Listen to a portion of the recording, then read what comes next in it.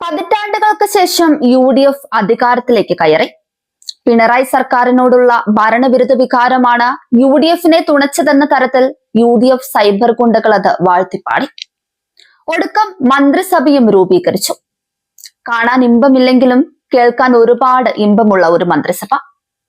VD Satheesan സത്യപ്രതിജ്ഞ ചെയ്ത് അധികാരം ഏറ്റെടുക്കുന്ന ഈ മനോഹര മുഹൂർത്തത്തിൽ ജനാധിപത്യത്തിന്റെ യഥാർത്ഥ സൗന്ദര്യം കണ്ട് കേരള ജനത കോരിത്തരിക്കുകയാണ്.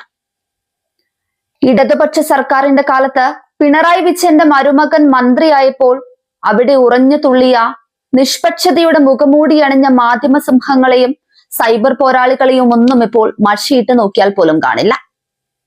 അവർക്ക് ഈ പുതിയ നെപ്പോ മന്ത്രിസഭ കാണുമ്പോൾ ഒട്ടും സൗന്ദര്യക്കുറവ് തോന്നുന്നില്ലേ എന്നാണ് സംശയം. അതോ അത്തരത്തിലുള്ള ചോരത്തിളപ്പൊക്കെ ഒരു പ്രത്യേക കാറ്റഗറിയോട് മാത്രമാണോ തോന്നുന്നത്? എന്തായാലും ആ അത്യപൂർവ സുന്ദര ജനാധിപത്യ ലിസ്റ്റ് പരിശോധിച്ചുകൊണ്ട് നമുക്ക് കാര്യത്തിലേക്ക് വരാം. പാലക്കാട് MP VK ശ്രീകണ്ഠന്റെ സ്വന്തം ഭാര്യ KA തുളസി നേരെ മന്ത്രി കസേരയിലേക്ക് പോവുകയാണ്. VT ബൽറാമിനെ പോലെയുള്ള കട്ടപ്പാറകളെ വെട്ടിമാറ്റി ആദ്യമായി MLA ആയ തുളസി ടീച്ചറെ നേരെ മന്ത്രിയാക്കിയപ്പോൾ ഭർത്താവിന് അതൊരു അപൂർവ ഭാഗ്യം. എന്നാലും തുളസി തന്റെ ഭാര്യയാണെന്ന് തുറന്നു പറയാനുള്ള ഒരു ചമ്മൽ ശ്രീകണ്ഠൻ MPക്ക് ഇപ്പോഴുമുണ്ട്. നാണം കാണും, പറഞ്ഞിട്ട് കാര്യമില്ല.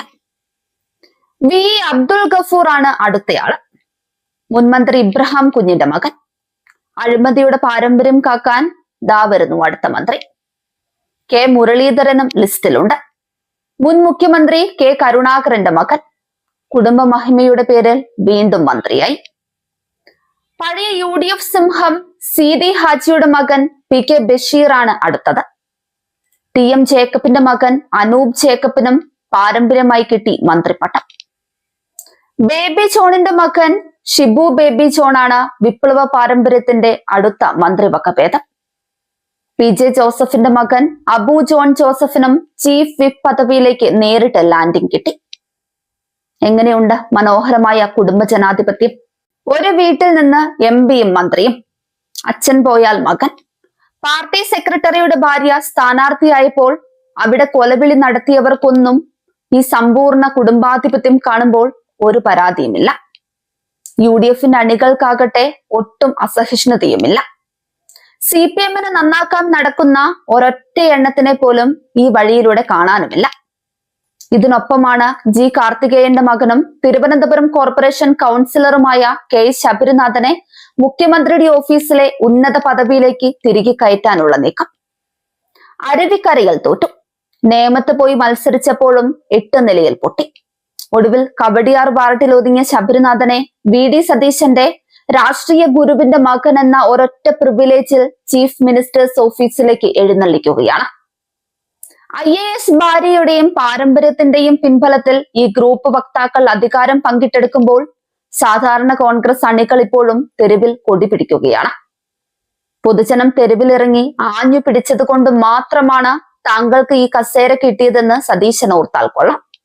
ഇല്ലായിരുന്നെങ്കിൽ സ്വന്തം പാർട്ടിയിലെ ഗ്രൂപ്പ് മാനേജർമാർ തന്നെ താങ്കളെ പണ്ടേ വനവാസത്തിനയക്കുമായിരുന്നു.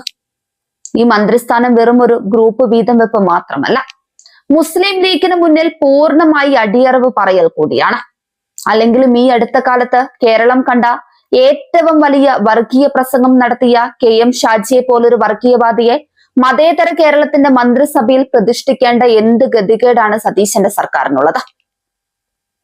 അധികാരമോഹികളായ നേതാക്കളും അവസരം കിട്ടിയാൽ എന്തും ചെയ്യാൻ മടിക്കാത്ത ഘടകകക്ഷികളും ചേർന്ന് ഈ നാടിനെ എങ്ങോട്ടാണ് നയിക്കുന്നതെന്ന് ഓർത്താൽ കൊള്ളാം. ഇടതുപക്ഷത്തെ കുടുംബ രാഷ്ട്രീയത്തിന്റെ പേരിൽ കുരിശിലേറ്റിയവർ ഈ നെപ്പോട്ടിസം പൂരപ്പറമ്പ് കാണുമ്പോൾ കണ്ണടച്ചിരുട്ടാക്കുകയാണ്.